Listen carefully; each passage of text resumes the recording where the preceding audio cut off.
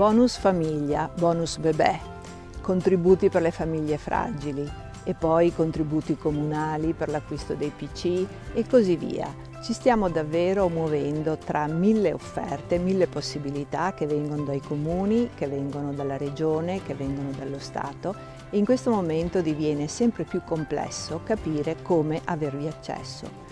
Così anche come è molto importante avere un supporto per i giovani quando vogliono imparare a scrivere un curriculum, quando vogliono districarsi per capire come poter affrontare un colloquio di lavoro, dove poter trovare lavoro.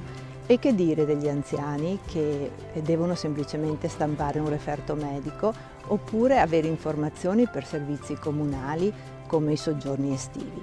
Ecco, per rispondere a tutte queste domande della famiglia intesa in senso lato, l'amministrazione comunale di Vittorio Veneto ha attivato da oggi il nuovo sportello Famiglia, uno sportello fisico e virtuale a cui poter fare riferimento per avere supporto nelle informazioni e anche aiuto nell'espletamento delle pratiche necessarie per poter poi accedere concretamente ai vari sussidi e alle varie opportunità.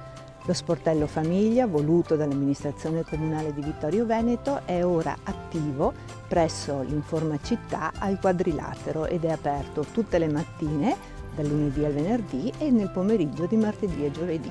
Vi troverete personale competente, preparato e gentile, pronto ad accompagnarvi in qualsiasi bisogno che faccia riferimento alla vita della nostra famiglia.